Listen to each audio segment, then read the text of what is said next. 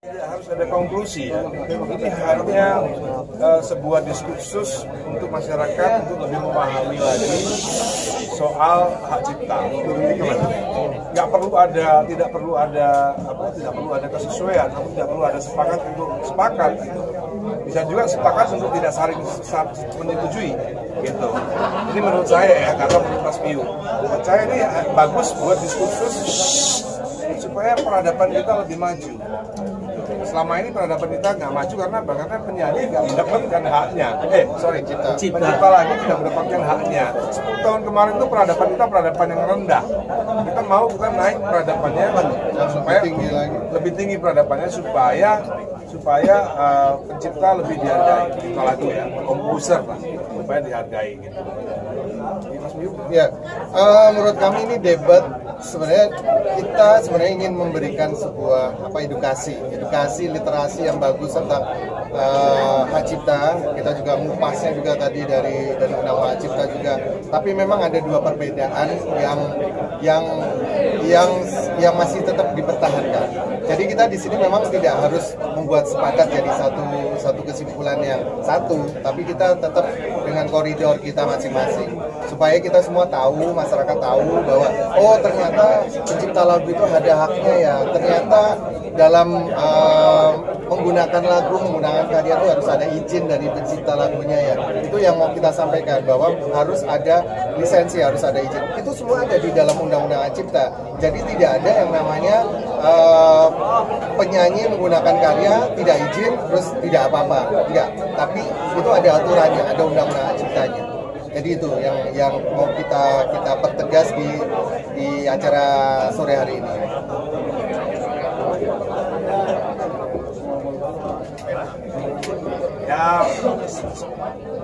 Ya kita lihat nanti minggu depan ya, kan alasan mereka kemarin kan alasannya undangannya tidak resmi, ya. Padahal visi sendiri bukan organisasi yang resmi. Tapi itu udah kirim resmi juga? Ya sebenarnya kirim resmi di hari Rabu ya. Iya kemarin kan harusnya bisa aja sebenarnya. Jadi nggak perlu kasih alasan undangan resmi. Nah maka dari itu hari ini kita sudah berikan undangan resmi untuk tanggal 17 April di tempat yang sama. Semoga AC-nya lebih tinggi dari sekarang dan semoga mereka juga bisa datang gitu. Supaya mereka juga paham. Kan diskusi itu kan perdebatan diskusi kan minimal saling tukar informasi kan. Kalau misalnya apa yang saya ucapkan tidak ada dasarnya, mereka bisa tolak. Kalau saya kasihkan seperti saya tadi kasih tambahan kepada Bang Kadri bahwa yang diceritakan masih belum 100%, saya tambahin bahwa sebenarnya LMK itu bahwa sebenarnya LMK itu domainnya bukan konser, karena konser itu bukan ranah daripada label, karena LMK ini yang buat label. LMK ini membuat label untuk memperoleh hak ekonomi daripada master yang dimiliki oleh label. Tadi kan Bang Kadri tidak menciptakan itu, makanya saya tambahi gitu. Dan akhirnya dia juga paham, baru ingat bahwa sebenarnya konser ini nggak ada hubungan sama label. Misalnya tadi saya tanya, Judika manggung minta 1 miliar kepada promotor, boleh nggak? Boleh, ya kan? Pemerintah ngatur nggak? Enggak. Sekarang kenapa kalau pencipta lagu minta harga 5 juta per lagu atau 1 juta per lagu, kok nggak boleh? Kok harus pemerintah yang ngatur? Ini kan dari mana loh? Dasar pemikirannya dari mana gitu? Dan hal-hal seperti ini kan hal-hal yang belum pernah dipikirin sebelumnya oleh para pencipta lagu atau para pelaku industri gitu. Akhirnya sekarang melek. Oh iya ya. Selama ini penyanyi bisa minta harga seenaknya kepada promotor, kenapa pengarang lagu nggak boleh? Kenapa pengarang lagu harus diatur? Sepertinya penyanyi maunya pengarang lagu tuh harganya nggak boleh gede-gede, tapi dia boleh minta harga segede mungkin kepada promotor. Ini kan yang tidak fair. Bang Minol tambahin. Pak De, soal integriti soal Titiek Puspa gimana Pak De? Benar Pak? Ya menurut saya Titiek Puspa itu adalah dewinya komposer Indonesia ya. Belum ada pencipta lagu wanita yang seperti beliau. Dan kita kemarin sebenarnya kita ingin mengajak beliau menjadi Dewan Pembina sebenarnya, tapi ya takdir berkata lain, dan beliau sudah setuju sebenarnya di Dewan Pembina pada aksi. Mengenal sosok Eyang Titi seperti apa Pak? Baik sekali, seneng ngobrol. Kalau saya telepon sama Eyang Titi itu lama banget kalau telepon. Saya harus menjadi pendengar yang baik kalau lagi teleponan sama Eyang Titi. Jadi perjuangannya Titi Puspa dalam apa namanya royalti itu seperti apa sampai akhirnya masyarakat? Ya, menurut saya Titi Puspa salah satu pencipta lagu yang belum full diberikan haknya oleh LMK. Saya yakin, padahal berapa banyak lagunya Titi Puspa yang dinyanyikan oleh, termasuk oleh Noah juga kan? Tunggu malam. Mas Denny, selain mungkin mencerahkan netizen, kalau dari diskusi ini ada harapan bisa ada ketemu di tengah nggak sih kalau nanti dengan diskusi sama Kofi ada harapannya? Sebenarnya di tataran regulasi sebenarnya sudah selesai sebenarnya. Kita hanya ingin mengajak masyarakat untuk lebih aware dalam diskursus ini yang ternyata masyarakat punya perhatian lebih terhadap kasus ini gitu. Kalau nggak ada kasus perdebatan dan lain-lain, masyarakat juga nggak terlalu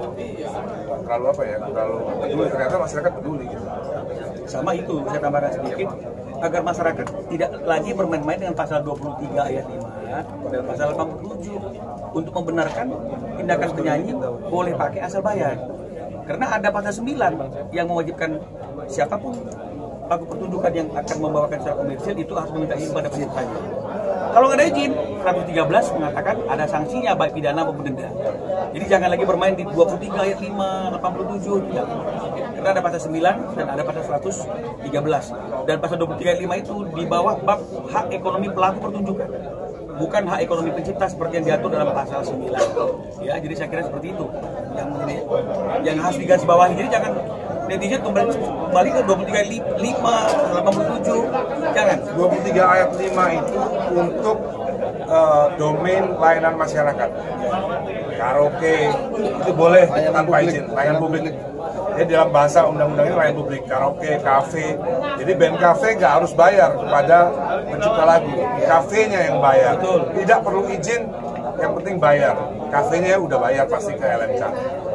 Terus lalu mall, lalu di bis atau dimanapun yang pesawat ada lagunya kita, masternya kita itu layanan publik yang tidak berbayar. Tapi berita konser itu udah bukan ranahnya LMK. Gitu.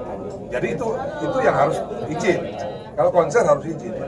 Jadi pasal 23 itu tidak mengatur konser sebenarnya.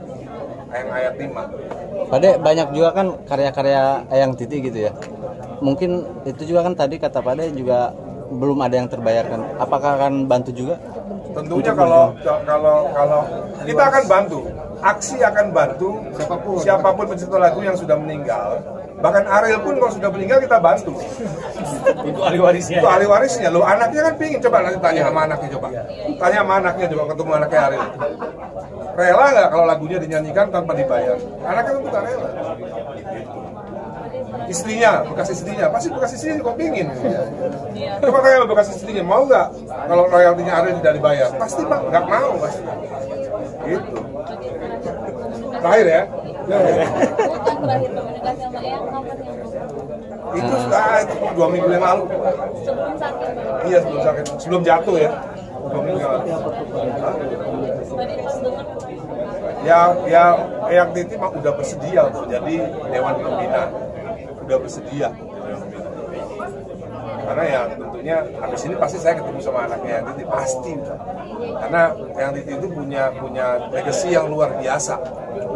Lagunya banyak sekali.